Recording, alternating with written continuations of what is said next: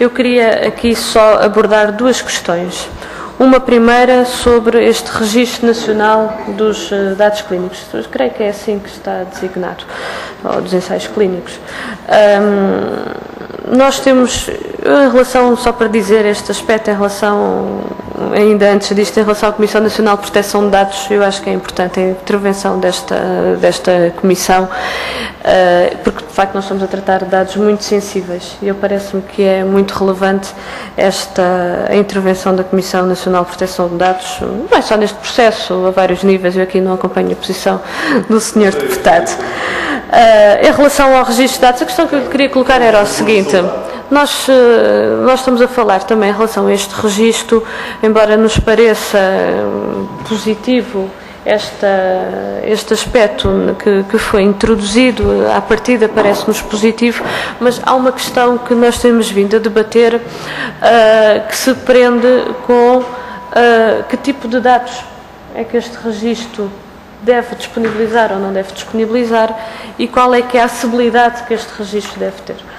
Por todas as questões, não é? Estamos a falar de aspectos que são de facto bastante sensíveis, que têm a ver com as pessoas que vão participar nestes ensaios clínicos. Gostava também de perguntar ao Sr. Doutor, de acordo com a sua reflexão, a sua opinião em relação a esta matéria.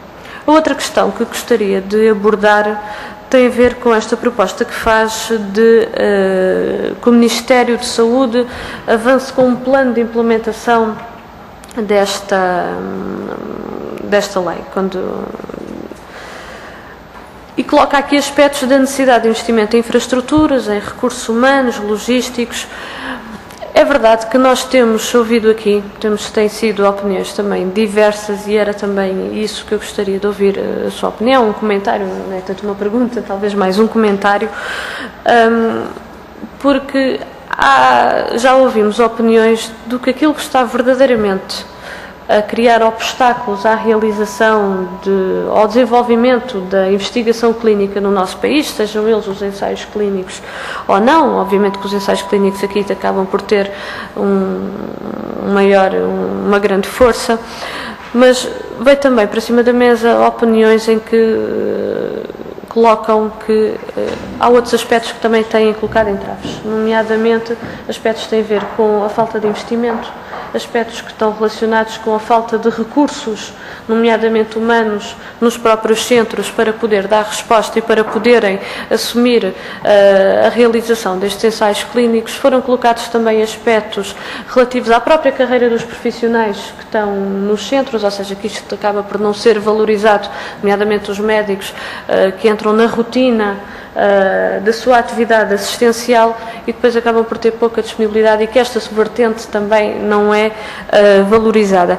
Eu penso que isto, de certa forma, não sei se fiz bem a leitura, se era isto que também se estava a referir ou não, porque, para além dos aspectos que têm sido muito colocados do encurtamento do prazo e criar mecanismos de desburocratização que facilitem a realização dos próprios ensaios, há um conjunto de outros aspectos que têm sido levantados. Eu gostava de ouvir um comentário seu, e se de facto, quando fala neste plano de implementação, também era a estas questões que se estava a referir ou não. E se não sendo, eu pedia então que pudesse talvez explicitar um pouco melhor também para compreendermos.